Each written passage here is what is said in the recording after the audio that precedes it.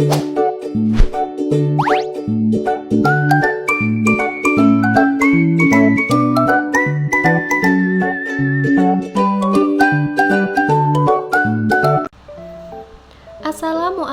warahmatullahi wabarakatuh. Perkenalkan, kami dari kelompok 10. Nah, di sini kami beranggotakan 2 orang. Yang pertama itu ada saya, yaitu Ahirul Umah, dan rekan saya yang bernama Gusti Dewi Sri Nurwulandari. Nah, di sini kita akan membahas sebuah materi, yaitu tentang perubahan konseptual atau conceptual change, dengan dosen pengampu yaitu Ibu Aulia Novitasari MPD. Baik, langsung saja kita masuk ke materi, yaitu tentang perubahan konseptual atau conceptual change. Baik teman-teman, sebelumnya ada yang udah tahu belum apa itu miskonsepsi? Jadi, miskonsepsi sendiri adalah pemahaman atau gagasan yang tidak sesuai dengan konsep ilmiah yang diterima. Mereka sering terbentuk dari pengalaman sehari-hari atau interpretasi yang salah. Contohnya itu seperti bulan bersinar karena memancarkan cahayanya sendiri. Yang selanjutnya ada benda berat jatuh lebih cepat daripada benda ringan, dan ada juga tanaman mengambil makanan dari tanah. Nah, yang selanjutnya, mengapa miskonsepsi ini sulit diubah? Ada 2 faktor. Faktor yang pertama itu ada faktor kognitif, dan faktor yang kedua itu ada faktor afektif. Faktor kognitif yaitu miskonsepsi terintegrasi dalam struktur pengetahuan yang sudah ada yang membuatnya sulit untuk diganti, seperti ketahanan kognitif dan keterbatasan memori kerja.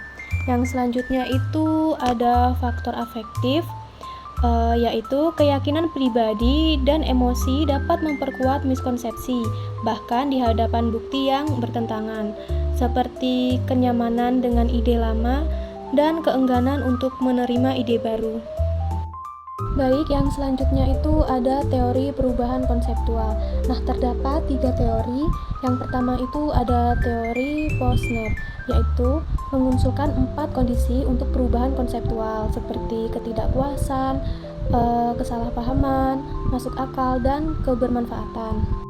Yang selanjutnya ada Les Vygotsky, yaitu menekankan peran interaksi sosial dan zona perkembangan dalam konstruksi pengetahuan.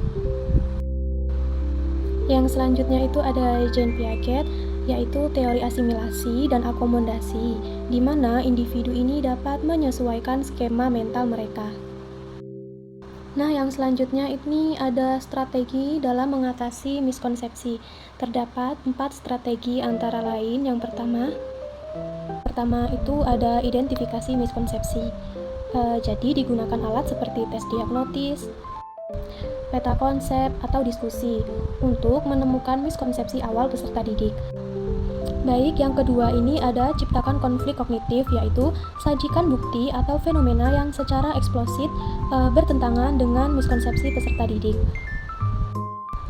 Dan yang selanjutnya ini ada sajikan konsep alternatif, seperti perkenalkan konsep ilmiah yang benar dengan cara yang jelas dan logis setelah konflik kognitif ini tercipta.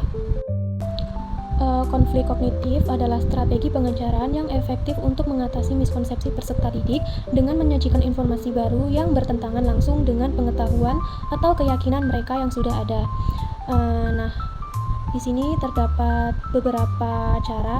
Yang pertama itu ada mengidentifikasi miskonsepsi awal, yang kedua ini menyajikan fenomena atau bukti yang bertentangan, dan yang ketiga ini ada mendorong observasi dan refleksi pada peserta didik. Selanjutnya ada pembelajaran berbasis penemuan. Pendekatan ini mendorong peserta didik untuk secara aktif mengkonstruksi pengetahuan mereka sendiri melalui eksplorasi dan eksperimen. Di mana pembelajaran berbasis penemuan ini ada eksplorasi, peserta didik menyelidiki fenomena dan mengumpulkan data.